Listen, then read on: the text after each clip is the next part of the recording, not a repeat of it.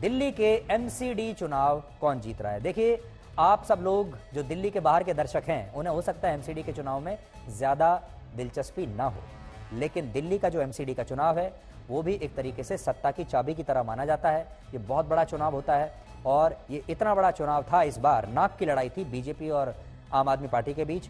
तो दिल्ली में एमसीडी में कुल मिलाकर 250 वार्ड्स हैं, 250।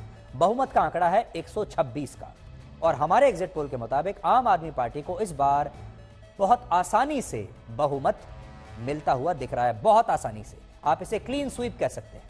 आम आदमी पार्टी के 149 से 171 पार्षद इस बार चुनाव जीत सकते हैं, यानी आम आदमी पार्टी को 149 से 171 सीटें मिल सकती हैं 250 में से।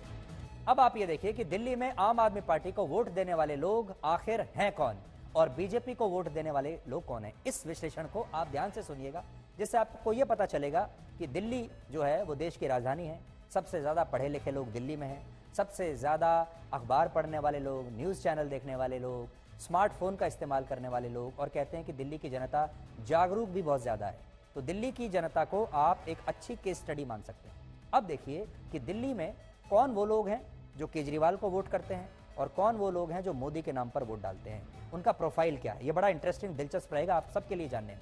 इससे आपको हमारे देश की भविष्य की राजनीति भी समझने में मदद मिलेगी। ये आज तक का वो तिहाड़ी है जो टीवी पर बैठकर काला धोला करता है, मतलब खुलेआम कह रहा है कि आम आदमी पार्टी को वोट देने वाले सारे अनपढ़ गंवार हैं और बीजेपी को जिसने वोट दिया है वो पढ़े लिखे महाज्ञानी बड़े पैसे वाले बंगले वाले हैं।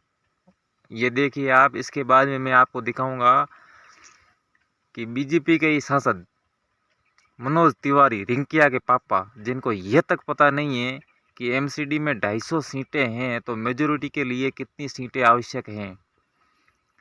चलो एक बार भूल में निकल जाता है, वो हर बार हर चैनल पे जा जाके गलत आंकड़ा दे रहे हैं और इन एंकरों की, गोदी एंकरों की हिम्मत तक नहीं होती उन्हें टोकने की बहुमत के लिए इतनी सीटें चाहिए, इतनी नहीं। आप देखिए पूरी रिपोर्ट।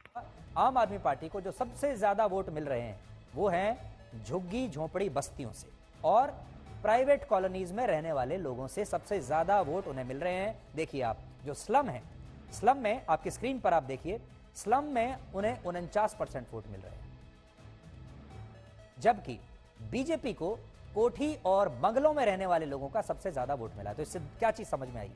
जो लोग झुग्गी झोंपड़ी में रहते हैं, छोटी कॉलोनीज में रहते हैं, छोटे फ्लैट्स में रहते हैं, वो केजरीवाल को वोट दे रहे हैं। जो लोग बंगलों में रहते हैं, जो कोठियों में रहते हैं और जाहिर है वो ज़्यादा पैसे वाले और ज़्यादा पढ़े लिखे हैं, वो बीजेपी को वोट दे रहे हैं। ये दिल्ली की बात है और एग्जिट पोल के मुताबिक। इसी तरह जाति के आधार पर देखें तो आम आदमी पार्टी को दलित, आदिवासी, मुसलमान और सिख धर्म के सबसे ज़्यादा वोट मिले, जबकि बीजेपी को सिर्फ ऊंची जाति के लोगों से वोट ज़्यादा मिल रहे हैं। इससे भी बड़ी बात यह है कि चुनाव में आम आदमी पार्टी को ऐसे लोगों का सबसे ज्यादा वोट मिला है जो या तो अनपढ़ हैं या जिन्होंने सिर्फ 10वीं क्लास तक पढ़ाई की है। ये एक और बात आपको जानने वाली है। आम आदमी पार्टी को एमसीडी के चुनाव में वो लोग वोट दे रहे हैं ज्यादा जो या तो अनपढ़ हैं और या फिर सिर्फ 10वीं क्लास तक पढ़े हैं। मैं आपको और बड़ी स्क्रीन पर दिखाता हूं, ये आंकड़े आप देखिएगा। पूरा मुद्दा चल गया, शराब और दरबारे तिहाड़ पिट गया क्या? देखिए आप, ये जो भी सामने है इसका इंतज़ार तो हम करेंगे ही। अब तो वोटिंग हो चुकी है और वोटिंग के बाद जो रिजल्ट होगा वो स्वीकार होगा, सबको स्वीकार करना ही चाहिए, ये जनादेश है। और अभी मेरा अनुमान है कि हमारा बेहतर हो सकता है, लेकिन अब जो भी एग्जिट पोल है अब उसको चैलेंज भी नहीं करते हैं। लेकिन मेरा मानना है कि लड़ाई जैसे शुरू हुई थी, जिस प्रकार से लगता था कि इस बार एमसीडी में बिल्कुल ये क्लीन स्वीप करेंगे, तो वैसा तो दिख नहीं रहा है। 150 या 151 जिसको आए उसका, 151 वाले का मेयर बनेगा दिल्ली का।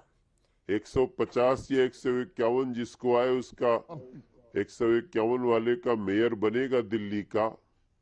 अब जो भी होता है उसको स्वीकार करना है। हमारा मानना है कि ये कांटे का टक्कर है और जो भी रिजल्ट होगा उसका इंतजार करना चाहिए। एक उदासी दिखाई दे रही है मनोज तिवारी जी आपके चेहरे पर। जिस उत्साह के साथ आप जाते थे, मतलब पूर्वांचली वोटरों के बीच अगर मनोज तिवारी पहुंच जाएं तो वहां पर लोगों की भीड़ कितनी आ जाती है आपके दीदार के लिए, ये बताने की जरूरत नहीं है। पूर्वांचली वोटर भी आम आदमी पार्टी की ओर शिफ्ट करते हुए नजर आ रहे हैं। चाहूंगा मनोज तिवारी जी, 15 साल की एंटी इनकम्बेंसी है क्या एमसीडी में? नहीं दिनेश जी, एग्जिट पोल का हमें सम्मान करना है और ख़ासतौर से जो एग्जिट पोल है ये लगभग मुझे लगता है कि सत्य के आसपास होता है, लेकिन इसके अनुसार जो आम आदमी पार्टी का दावा था कि वो क्लीन स्वीप कर रहे हैं वो तो दिख नहीं रहा है, क्योंकि 151 नहीं होगा तो उस पार्टी का मेयर भी नहीं बनेगा। क्योंकि 151 नहीं होगा तो उस पार्टी का मेयर भी नहीं बनेगा। तो उस हिसाब से तो उस आंकड़ा तक पहुंच नहीं पा रही है आम आदमी पार्टी। और बीजेपी को जो आप 96 तक दे रहे हैं और उनको 140, हमारे 92 और 140, 150, 96, तो ये फिगर बहुत गैप का नहीं है, ये बदल सकता है और बीजेपी भी आगे आ सकती है।